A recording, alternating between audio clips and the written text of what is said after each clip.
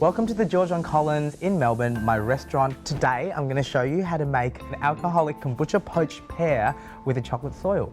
So let's start off with these pears. I'm going to halve them and then core them just to make sure they're all beautiful, so when you present them later, they're delicious and they're all edible.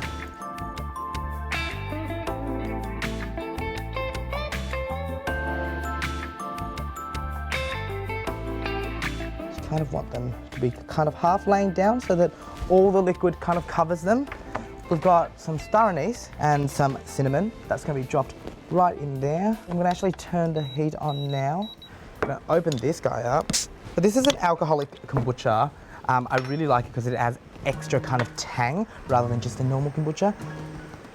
All right, we've got the peel of an orange. So this kind of adds that really beautiful citrus note. But you've got to make sure that you're just getting the kind of orange part and not too much of that pith. Or if you don't want to do that, you can use a knife, run it straight down the outside, leaving the majority of the pith still on so it doesn't get too bitter. Perfect. I'm going to just drop that right in with the pears. And then as you can see, the liquid hasn't fully covered the pear yet, so I'm going to cut this guy open and just juice him in. Now don't worry too much if you get some seeds into it. We're going to strain this a little bit later, so we'll be able to get all of that out anyway. The orange juice even adds a little bit of really nice sweetness to the poaching liquid of the pears, and it really complements the flavor. Because I am going to be reducing the poaching liquid a little bit later, I don't want to add too much kombucha in or too much orange juice, so I'm just going to top it up with a tiny bit of water just so that it covers the beautiful pears. That's looking great. Let's push him down so he's snug again. So it just covers the top. And then what I'm going to do now is just get a little piece of baking paper and make a cartouche. So basically what I'm doing here is making a layer that keeps everything kind of submerged under the liquid, and it also doesn't allow too much of that liquid to evaporate.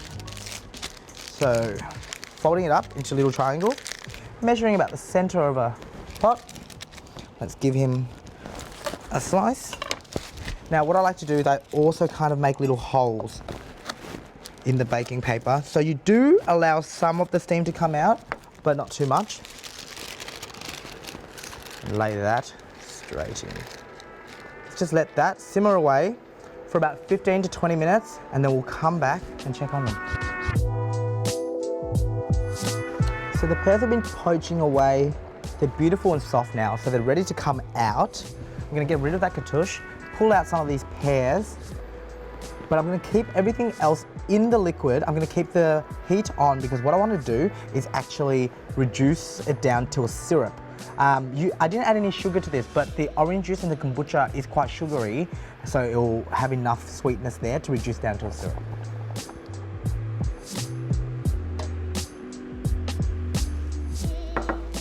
So what you want to do is turn the heat up now to a really high boil, and as soon as that kind of goes down to a quarter of what it is, that's when you start to pull out your cinnamon stick, your star anise, and your orange peel.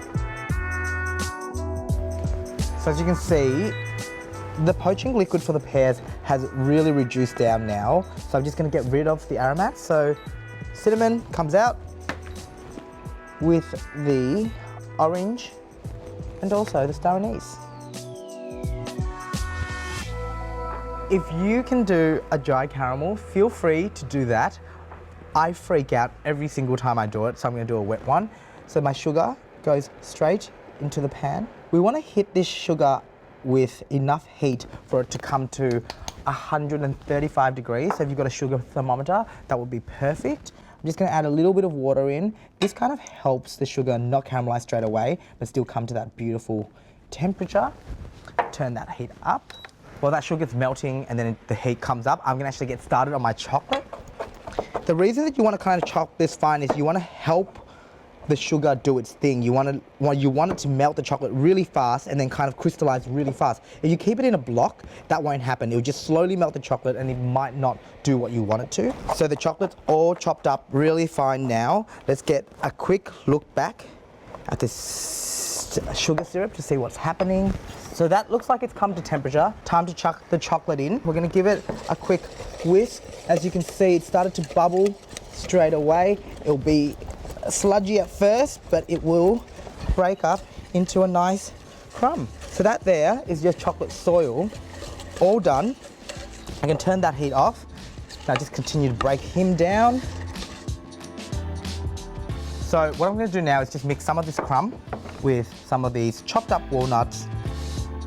So I've got this beautiful little plate here. All I'm gonna do is drop one of these yummy pears into the syrup, just so it's all glistening.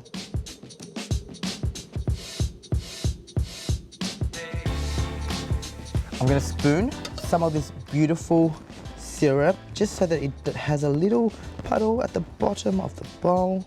I'm gonna just put some of this crumb slash soil in the center of the pear and then kind of falling off a little bit. So we've got some vanilla ice cream here and I'm just gonna serve that. Maybe give it a little bit more dusting of that soil over the top. Really delicious and really fun, and also a dessert that's full of theatre. That there is my alcoholic kombucha, poached pears with a chocolate soil.